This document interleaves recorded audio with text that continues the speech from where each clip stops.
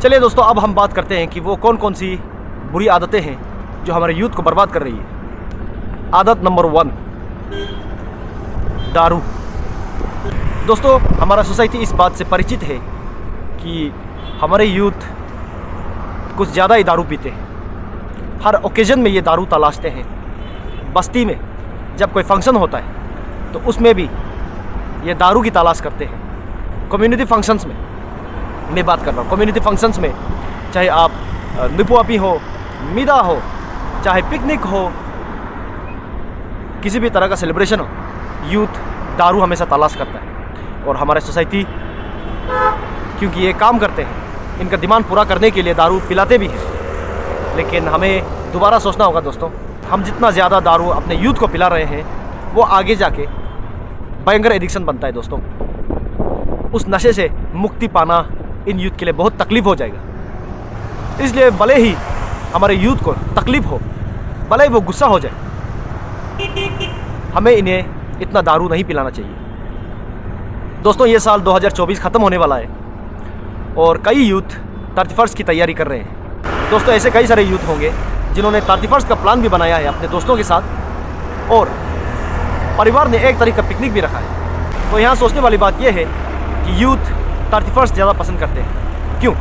क्योंकि 31st में उनको दारू मिलता है, उनको सिगरेट मिलता है। अगर उनकी कुछ बुरी आदतें हैं तो उसे भी शायद वो पूरा कर सकते हैं। रास्ते में नशे में रात भर चिल्ला सकते हैं, happy new year, happy new year चिल्ला सकते हैं। हम ट्रैवल लोगों के लिए 31st क्या महत्व रखता है? कुछ भी नहीं। ये बस एक रात बन चुका है जहाँ दोस्त मिल के आग जला के जमकर दारू पीते हैं। दोस्तों, जमकर दारू पीते हैं। मैं आपको बताना चाहता हूँ कि अब हमारे सोसाइटी में ये जो यूथ श्रेणी है, इससे भी चौथे जो बच्चे हैं 12-13 साल, 14-15 साल के, ये भी 31st जाते हैं, दारू पीते हैं, रात भर नशा करते हैं। जबकि न्यू ईयर पिकनिक जो इनके परिवार ने 1 तारीख के लिए बनाया होगा शायद, उसमें इनको दिलचस्पी नहीं है। परिवार के साथ समय बिताना इनको अच्छा नहीं लगता।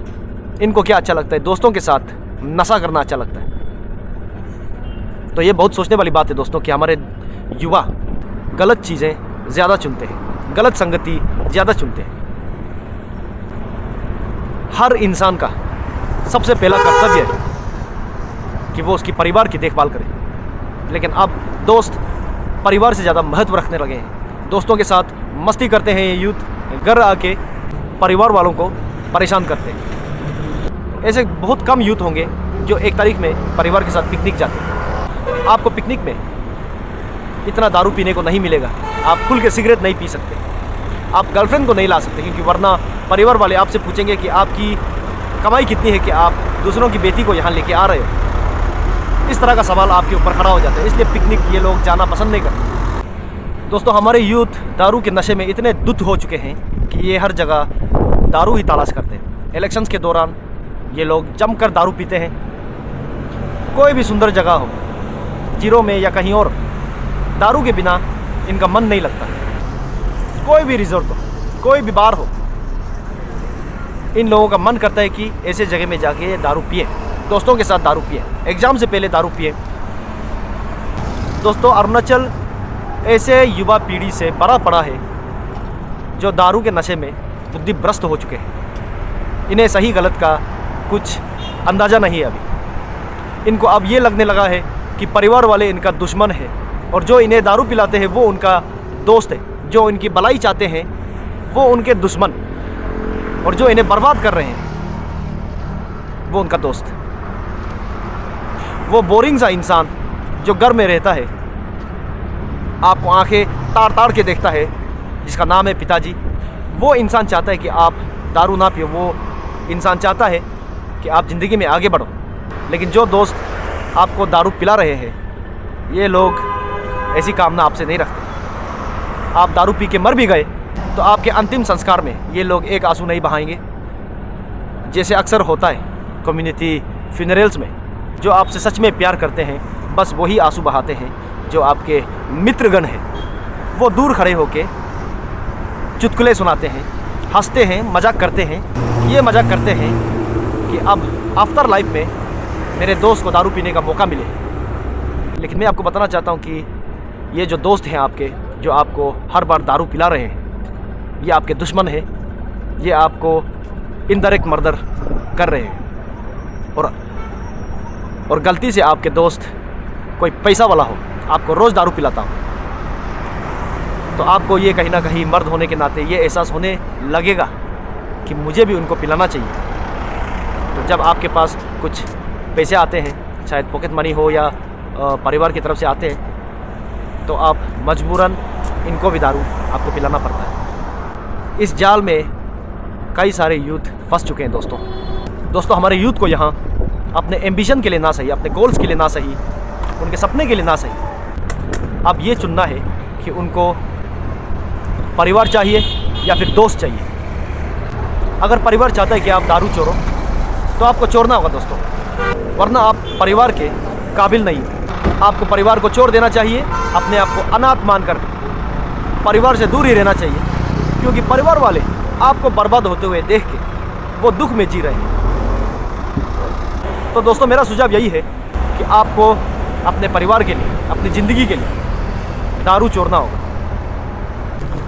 अब पॉइंट नंबर 2 पे वो आदत जो हमारे यूथ को बर्बाद कर रही है, समय बर्बाद करना।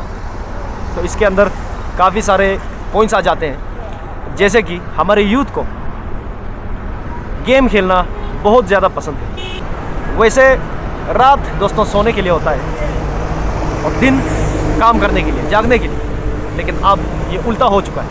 हमारे यूथ अब रात में जागते हैं और दिन में सोते रहते हैं। जितना समय मोबाइल लेजेंड्स, BGMI, पहले PUBG हुआ करता था, और ना जाने कितने गेम्स हैं, इन खेलों ने जितना करियर यूथ का बर्बाद किया है, शायद दारू ने भी उतना नहीं किया होगा, उतने कम समय में। सेल्फ कंट्रोल यूथ के अंदर अब नहीं है, उन्हें समय की परवाह नहीं है। यूथ अब एग्ज़ाम से 1-2 दिन पहले ही पढ़ाई पढ़ना शुरू करते हैं,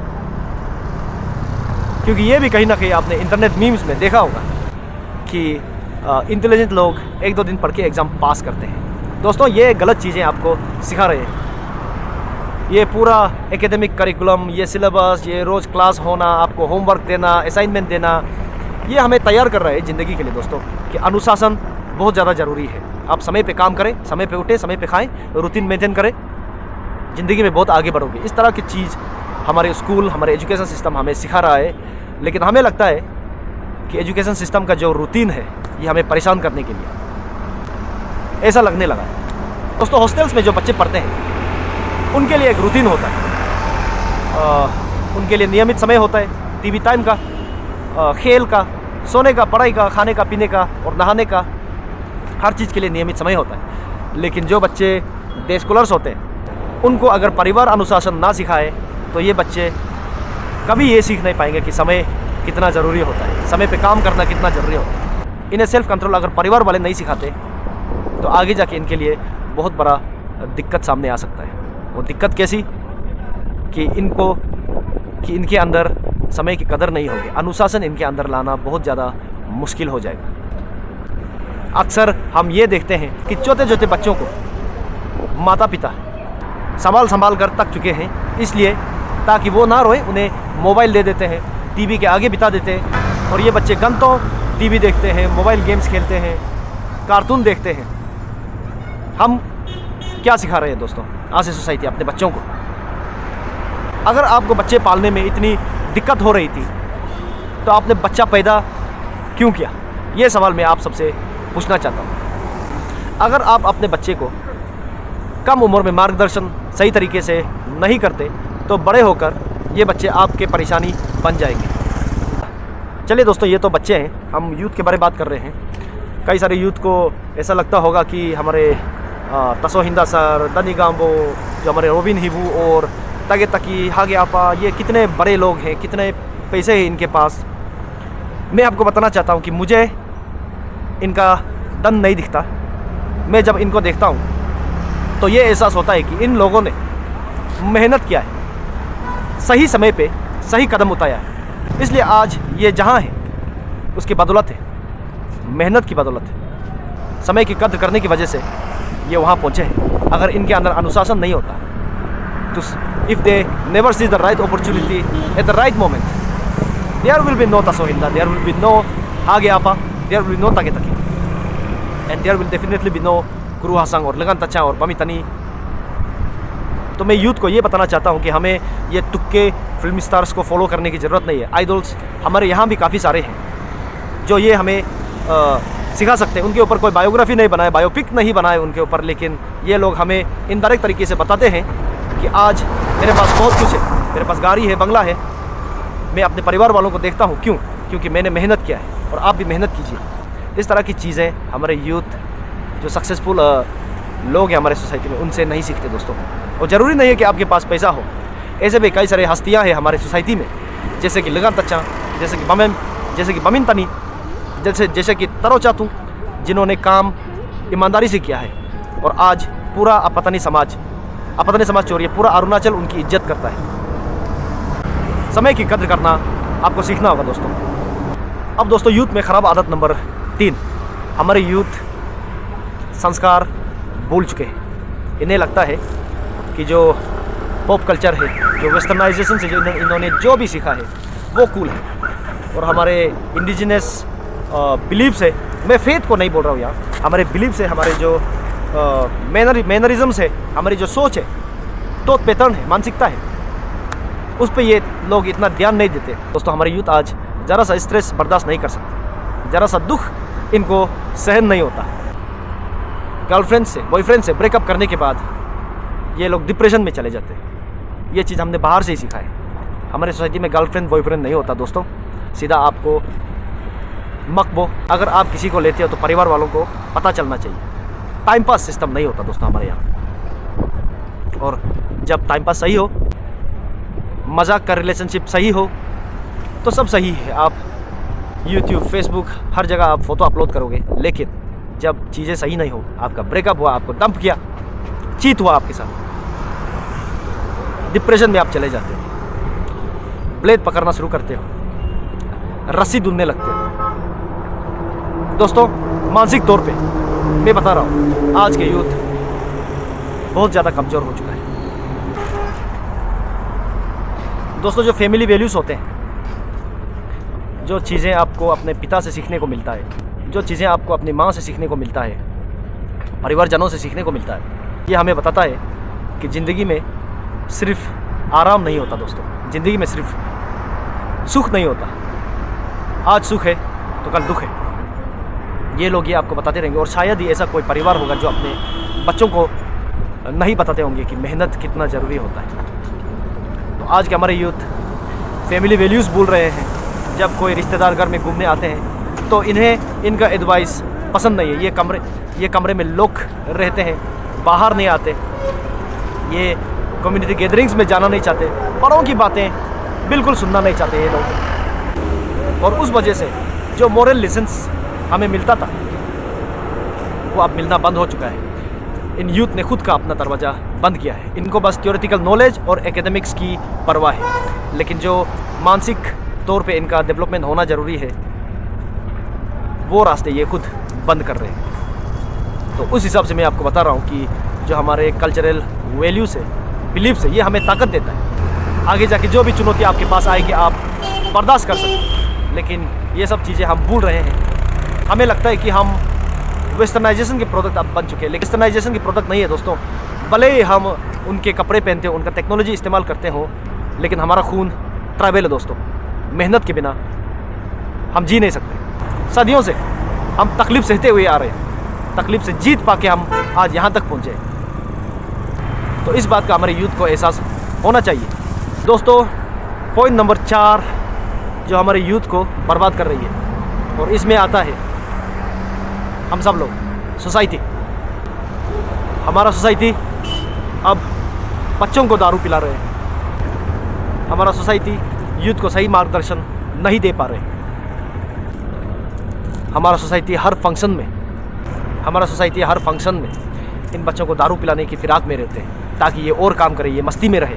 हमारा सोसाइटी बस अपना तरक्की करना चाहते हैं, यूथ के लिए इनकी कोई परवाह नहीं है। दोस्तों हमारा सोसाइटी हमारे यूथ को ये सिखा रहा है कि बाहर जाना सही है अपने पिता के पैसे से। हमारा सोसाइटी अब ये सिखा रहा है कि एक बच्चे को कामयाब होने की ज़रूरत नहीं है, उन्हें स्ट्रगल करने की ज़रूरत नहीं है। वो अपने पिता का कोई भी सामान हो अपने पिता का इस्तेमाल कर सकते हैं। उन्हें खुद की गाड़ी खरीदने की ज़रूरत नहीं है, वो पिता का गाड़ी चला सकते हैं। हम ये सिखा रहे हैं कि अपने बच्चों के लिए पेपर ख़रीदना सही और दूसरे बच्चों का जो हक है उसे कुचल दो। इस तरह की चीज़ें हम यूथ को सिखा रहे हैं। दोस्तों, एक बात से आज की यूथ को एडवाइस देना बहुत ही मुश्किल हो गया है सोसाइटी के लिए भी, क्योंकि यूथ रिबेलियस हो गए, ये किसी की बात नहीं मानते। सही और गलत में फैसला सही तरीके से ये ले नहीं पाते। उस वजह से सोसाइटी चुप होता जा रहा है। और इसमें नुकसान किसका है? इसमें नुकसान है हमारे शहर का, हमारे राज्य का। मार्गदर्शन अगर हम सही तरीके से यूथ को नहीं देते तो राज्य आगे नहीं बढ़ सकता दोस्तों, क्योंकि आज का यूथ ही कल हमारे राज्य का भविष्य होगा। यूथ को बर्बाद करने वाली आदत नंबर 5, ट्रेंड। हमारे यूथ के पास बहुत आइडियाज़ है दोस्तों, लेकिन इन्हें अपने आइडियाज़ की कोई कदर नहीं है। इन आइडियाज़ को पूरा करने के लिए ये कोशिश तक नहीं करते, बल्कि ये लोग दूसरों का ट्रेंड फॉलो करना शुरू करते हैं। जैसे आपने हाल ही में देखा होगा कि हमारे यूथ पढ़ाई लिखाई करने की जगह, एग्ज़ाम्स के लिए प्रिपेयर करने की जगह मेहनत करने के बजाय स्टूडेंट यूनियन में लड़ाई कर रहे हैं। उनके लिए इस कदर खून खराबा करने को तैयार है, जैसे कि स्टूडेंट यूनियन के लीडर्स राम है और वो लक्ष्मण है, और दूसरे स्टूडेंट यूनियन के जो लीडर है वो रावण बन गए हैं। इस तरह हमारे यूथ बर्ताव कर रहे हैं आज की सोसाइटी में। दोस्तों, ये ट्रेंड अरुणाचल का ही है कि सब कोई स्टूडेंट यूनियन का लीडर बनना चाहता है, और यही चीज़ हमारे यूथ सीख रहे हैं। उन्हें लगता है कि स्टूडेंट यूनियन का प्रेसिडेंट और सेक्रेटरी बनने से बहुत ज़्यादा फ़ायदा है इनका, लेकिन फ़ायदा नहीं है दोस्तों। इसमें आपका नुकसान है। आप एक स्टूडेंट यूनियन लीडर बनने से काफ़ी ज़्यादा आगे बढ़ सकते हो, लेकिन आप, क्योंकि आपका सोच चौथा है, आप भी उनकी तरह बनना चाहते हो, इसमें नुकसान आपका है दोस्तों। चलिए, ये तो एक ट्रेंड है, स्टूडेंट यूनियन का ट्रेंड। दूसरा ट्रेंड, पॉप कल्चर को इमिटेट करना दोस्तों। दिन ब दिन हम अपना ट्रैवल वैल्यूज़ खो रहे हैं दोस्तों। मैं आपको बताना चाहता हूँ कि यहाँ अरुणाचल में ऐसे कई सारे लोग हैं जिन्हें जब हम चाइनीज़ कहते हैं, हम नहीं, बाहर वाले जब चाइनीज़ कहते हैं तो इन्हें बुरा लगता है, लेकिन जब इन्हें कोरियन कहते हैं तो इन्हें बड़ी खुशी मिलती है दोस्तों। ये होता है सॉफ्ट पावर का इफ़ेक्ट। साउथ कोरिया जिस तरह से वो अपने लाइफस्टाइल को, अपने देश को वेब सीरीज़ और फिल्मों के ज़रिए दिखाता है, के पॉप सॉन्ग्स के ज़रिए दिखाता है, हमारे यूथ को लगता है कि उन्हें भी उनकी तरह ही बनना चाहिए। कुछ बड़े बुजुर्गों को शायद इतना पता भी नहीं होगा कि कितना इन्फ्लुएंस हो चुका है वेस्टर्नाइजेशन ऑफ पॉप कल्चर से हमारे सोसाइटी। मैं आपको एक सुझाव देना चाहता हूँ, इंस्टाग्राम अकाउंट खोलिए, रील्स में देखिए कि हमारे बच्चे आज जो छोटे छोटे बच्चियाँ हैं, जो लड़के हैं, वो क्या कर रहे हैं, इंस्टाग्राम में क्या कर रहे हैं। आप एक बार देख लीजिए, आपको पता चल जाएगा कि ये लोग अब बस ST सर्टिफिकेट के ज़रिए ट्राइबल हैं। सोच विचार में अब ये ट्राइबल नहीं रहे, और उस वजह से हमारे जो ट्राइबल वैल्यूज़ है इनमें ख़त्म हो चुका है, पूरी तरह ख़त्म हो चुका है। और यही बच्चे जब स्ट्रगल सामने आते हैं, इन्हें तो पता ही नहीं है कि हमारा ट्राइब कितना स्ट्रगल करके यहाँ तक पहुँचा है, डिप्रेशन में चले जाते हैं दोस्तों। हमारे बच्चों को आज रैपर बनना है, बैंड आर्टिस्ट बनना है, भले इनके अंदर कोई टैलेंट ना हो। फॉल्स ड्रीम जो होता है इन्होंने बहुत ज़्यादा पाल रखा है। हमारे बच्चों को क्या सबसे ज़्यादा प्रभावित कर रहा है? ये है पॉप कल्चर आइडल्स। छोटे छोटे बच्चों को टेलर स्विफ्ट बनना है। अभी हनुमान काइंड को जैसे सक्सेस मिली, उसको देखकर कई सारे युवा पीढ़ी बर्बाद होने वाले हैं। हनुमान काइंड एक लक था दोस्तों, आपके साथ ऐसा लक नहीं भी हो सकता है। अगर आपके पास जिगरा नहीं है इस तरह के फील्ड में जाने के लिए, लगातार काम करने के लिए, स्ट्रगल करने के लिए, और फिर भी आप जाते हो, तो आप सक्सेसफुल नहीं हो सकते दोस्तों। हमारे यूथ को बर्बाद करने वाले पॉइंट नंबर 6, इमिग्रेंट्स। दोस्तों, मैं मानता हूँ कि ज़्यादातर जो इमिग्रेंट्स है, जो वर्कफोर्स यहाँ अरुणाचल में आते हैं, वो बिज़नेस करने के लिए आते हैं। हर कोई ख़राब नहीं होता, लेकिन इनमें से कुछ लोग यहाँ ड्रग्स बेचने के लिए आते हैं। कुछ युवा हमारी सोसाइटी में ये मेहनत करना नहीं चाहते, ये लोग फटाफट धन कमाना चाहते हैं दोस्तों, और उस वजह से ये लोग ड्रग पेडलर्स बन जाते हैं, ड्रग्स का सेवन भी करते हैं, कई लोग प्रोस्टिट्यूशन में घुस जाते हैं, लड़कियां, क्योंकि ये सब पतापत पैसे कमाने का जरिया। इतना मेहनत नहीं करना पड़ता इनमें, सालों साल पढ़ाई लिखाई करने की ज़रूरत नहीं है। गाड़ी चोरी करना शुरू कर रहे हैं। ये जो फटाफट पैसे कमाने की जो तकनीक है, ये बाहर वाले यहाँ ला रहे हैं। मैं आपको बताना चाहता हूँ कि हमारे सोसाइटी में, ट्राइबल सोसाइटी में, अरुणाचल में, मैं कहना चाहता हूँ, ड्रग्स नहीं बनता दोस्तों। अरुणाचल में दारू भी नहीं बनता था। अरुणाचल में आप 100 साल पीछे जाइए, प्रोस्टिट्यूशन नहीं होता था दोस्तों। ये जितने भी गंदगी आए हैं, ये बाहर से आया है, और अब ये दिमाग की तरह फैलता जा रहा है अरुणाचल में। सोसाइटी को परवाह नहीं है। काफ़ी सारे यूथ भी इसमें इन्वॉल्व है। आए दिन कोई ना कोई ड्रग केस में पकड़ा जाता है, आए दिन कोई ना कोई यूथ सुसाइड करने लगता है, चोरी में फंस जाते हैं। ये चीज़ दोस्तों बाहर वालों ने हमें सिखाया है, और मैं चाहता हूँ कि हमारे यूथ आउटसाइड इन्फ्लुएंस में इतना इंटरेस्ट ना दे। दोस्तों ड्रग्स के विषय में किसी और दिन में वीडियो बनाता हूँ, लेकिन आज मैं बस यही कहना चाहता हूँ कि हम बाहर वालों को हमेशा भरोसा नहीं कर सकते। हो सकता है कि कुछ लोग यहाँ सही विचार लेके आए, लेकिन हर किसी का ऐसा विचार नहीं होगा। वैसे आपने रवि सर का इंटरव्यू तो देखा होगा, उसने कहा था कि अरुणाचल अब भी मेघालय से अर्बनाइजेशन के हिसाब से काफ़ी पीछे है। जो हमसे आगे उनसे सीख सकते हैं। अगर हम अपने बच्चों को ड्रग्स के रास्ते, प्रोस्टिट्यूशन के रास्ते, गलत धंधों के रास्ते भेजना नहीं चाहते, तो हमें संभालना होगा। वैसे भी हमारे यूथ आज सुसाइड कमिट कर रहे हैं, पिता से पहले मर रहे हैं। पिता अपना कर्तव्य पूरा करने से पहले मर रहा है। इस कदर हो गया हमारा सोसाइटी, इतना आम सा बात हो गया है कि आए दिन कोई ना कोई बाइक एक्सीडेंट में मारा जाता है हमारा यूथ। आए दिन कोई ना कोई ड्रग्स के शिकार हो जाते हैं, डिप्रेशन से मर जाते हैं, आत्महत्या कर लेते हैं। इस तरह हो गया हमारा सोसाइटी, और ये सब होते हुए हमारा सोसाइटी अब सर तक नहीं रहा, तो आगे जाके हम बर्बादी रोक नहीं सकते दोस्तों। हमें संभालना होगा, अपने यूथ को सही मार्गदर्शन देना होगा, ये हम सब का कर्तव्य है। और अगर आप यूथ हो, इस वीडियो को देख रहे हो, तो मुझे ऑब्जेक्ट करने के बजाय आप अपने पिता की इज्जत करना सीख लीजिए, क्योंकि वो इंसान आपको वो सब चीज़ें सिखा देगा जो स्कूल में आपको सीखने को नहीं मिलता। आपको इज्जत देना होगा दोस्तों। आखिर में मैं बस इतना कहना चाहता हूँ कि आज का वीडियो सारे यूथ के लिए नहीं, ये उन यूथ के लिए जो भटक चुके हैं हमारे सोसाइटी में, क्योंकि मैं जानता हूँ कि हमारे सोसाइटी में अभी भी ऐसे यूथ हैं जिनके अच्छे विचार हैं, जिनकी अच्छी आदतें हैं, जो मानसिक तौर पे बहुत आगे हैं। मैं उन यूथ की बात आज नहीं कर रहा, मैं ऐसे यूथ की बात कर रहा हूँ जो पूरी तरह बर्बाद हो रहे हैं। मेरा नाम है दूसरी सीरियस, और आप देख रहे हैं एपी डायरेक्ट स्पेशल रिपोर्ट। फिर मिलता हूँ आपसे अगले हफ्ते किसी और विषय में। धन्यवाद।